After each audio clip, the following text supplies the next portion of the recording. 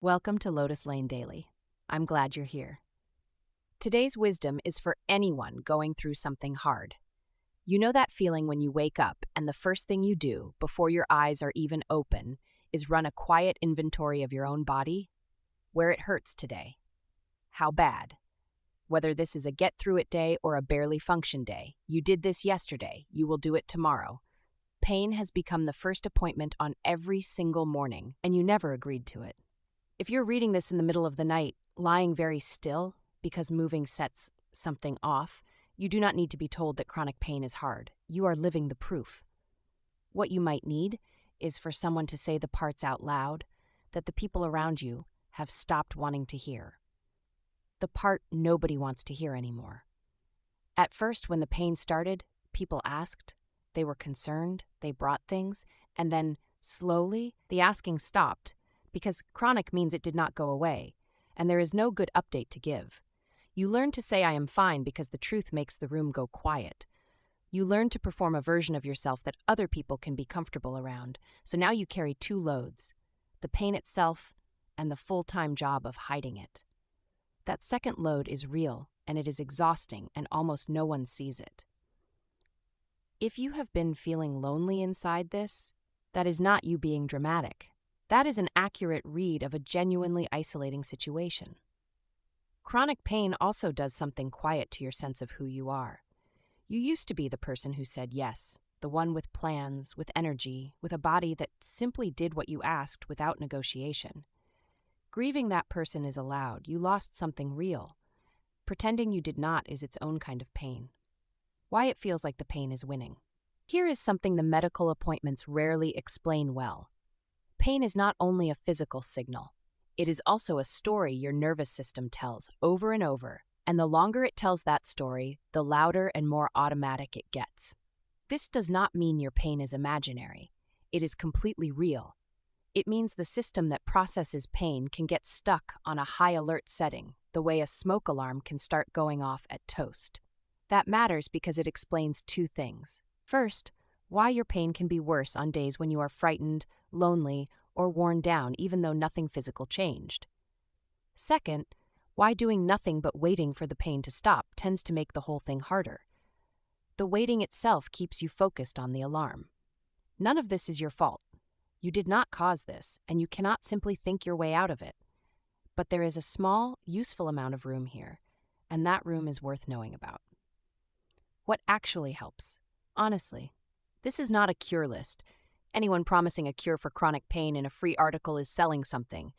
These are real things that real people in pain have found. Make the load a little more carryable. Stop measuring days against your old normal. If you keep grading every day against the body you had 5 years ago, every day fails. That comparison is quietly cruel. A 13th century letter written to someone in hardship made a point worth holding on to. That even ground shrouded in darkness for a very long time can still be lit, and that present suffering, however dark, has not in fact lasted forever. Today does not have to be measured against the old you. It only has to be measured against yesterday, and some days even that is too much. That is allowed. Find the floor activity.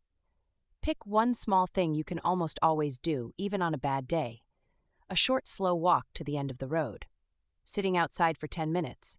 A few gentle stretches a physiotherapist showed you.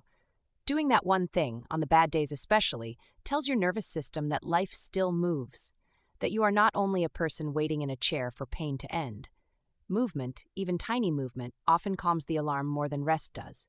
Pace, do not push. Many people with chronic pain live in a boom and bust loop.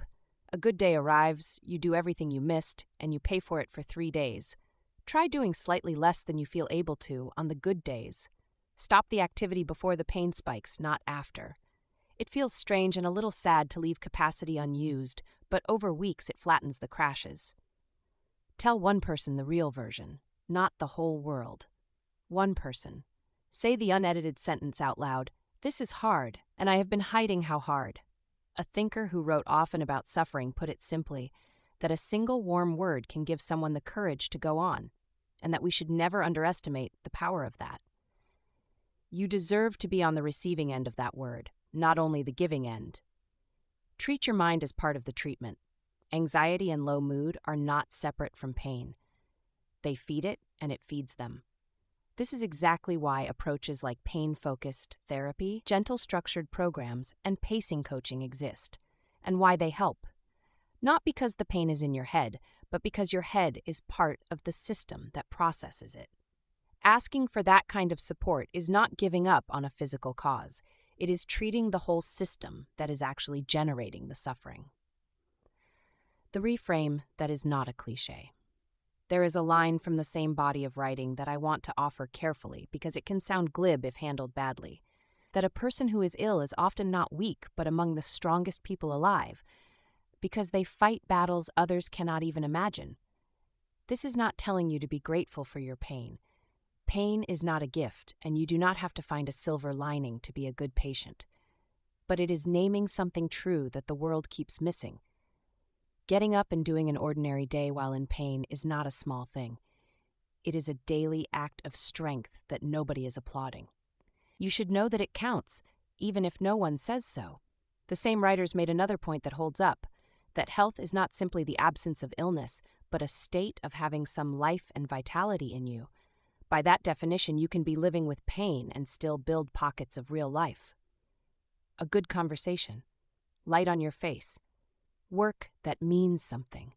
Those pockets do not erase the pain, but they are not nothing. They are the actual material of a life worth protecting, and chronic pain wants you to forget they exist.